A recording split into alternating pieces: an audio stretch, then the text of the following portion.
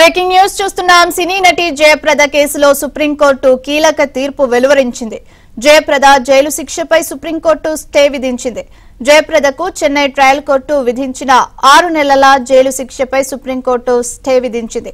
చెన్నైలో Jayaprada cinema theatre కు సంబంధించిన ఈఎస్ఐ కేసులో స్థానిక కోర్టు 6 నెలల జైలు శిక్ష విధించింది. దీంతో చెన్నై ట్రయల్ కోర్టు తీర్పును జయప్రద హైకోర్టులో సవాల్ చేశారు.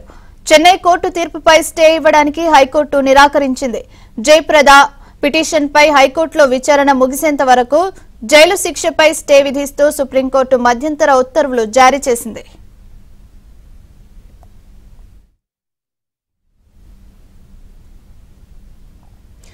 మరింత సమాచారాన్ని మా ఢిల్లీ బ్యూరో చీఫ్ కృష్ణ అందిస్తారు. కృష్ణ, ప్రియాంక ప్రముఖ నటి మాజీ ఎంపీ జయప్రదకు 6 నెలల జైలు శిక్షను విధిస్తూ చెన్నై ఎగ్మోర్ కోర్టు ఇచ్చినటువంటి తీర్పు పైన సుప్రీంకోర్టు స్టే విధించింది. సుప్రీంకోర్టు న్యాయమూర్తి ఎస్ఎన్ భట్టి నేతృత్వంలోని ధర్మాసనం ఈ యొక్క తీర్పును ఇవ్వడం జరిగింది. జయప్రదతో పాటు మరో 3కి వేసినటువంటి శిక్షపై కూడా స్టే విధించడం జరిగింది. అయితే గతంలో చెన్నై ఎగ్మోర్ కోర్టు జయప్రదకు 6 నెలలు జైలు శిక్ష విధించడమే కాకుండా 5,000 రూపాయల చొప్పున జరిమానా కూడా విధించింది. జయప్రద చెన్నైలోని రాయపేటలో గతంలో ఒక సినిమా థియేటర్ నిర్వహించారు. చెన్నైకి చెందినటువంటి రామ్ కుమార్ రాజ్బాబుతో కలిసి థియేటర్ పనులు కూడా చూసుకునేవారు. తొలుత బాగా లాభాలు వచ్చినా కూడా తర్వాత రాబడి తగ్గడంతో పాటు థియేటర్ ను మూసేశారు. ఆ సమయంలో కార్మికుల నుంచి ఈఎస్ఐ రూపంలో కొంత డబ్బులు వసూలు చేశారు.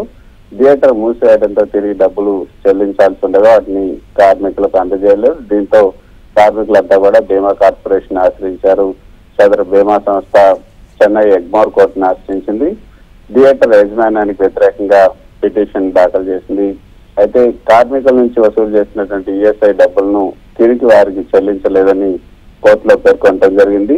దీన్ని వ్యతిరేకిస్తూ మద్రాసు హైకోర్టులో జయలలిత తదితరులు దాఖలు చేసినటువంటి 3 పిటిషన్లు కూడా కొట్టేసింది. అయితే ఆమె వాటిని కార్మికులకు తిరిగి అందిస్తామని చెప్పినా కూడా కోర్టు అంగీకరించలేదు. ఆ తర్వాత ఇరుపక్షాల వాదనలో ఉన్నటువంటి ఎగ్మోర్ న్యాయస్థానం జయప్రదతో పాటు ఇతర 3కి కూడా 6 నెలల జైలు శిక్ష 5,000 రూపాయల జరిమానా విధిస్తూ తీర్పిచ్చింది. ఎగ్మోర్ హైకోర్టు ఇచ్చినటువంటి తీర్పును హైకోర్టులో ఎగ్మోర్ కోర్టు ఇచ్చినటువంటి తీర్పును హైకోర్టులో జయప్రద సవాల్ చేశారు. అయితే అక్కడ జయప్రదకు ఊరట లభించలేదు. హైకోర్టు ఇచ్చినటువంటి మధ్యంతర ఉత్తర్వులను సుప్రీంకోర్టులో జయప్రద సవాల్ చేయడం జరిగింది.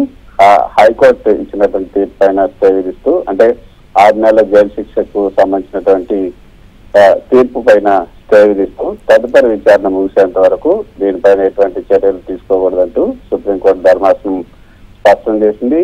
అయితే జయప్రద వాదన వేరే విధంగా ఉంది. ఆ థియేటర్ కొన్నప్పుడు ఏదైతే ఈఎస్ఐకి సంబంధించినటువంటి బకాయిలు ఉన్నాయో అవన్నీ కూడా వీళ్ళకి ట్రాన్స్ఫర్ అయ్యాయి.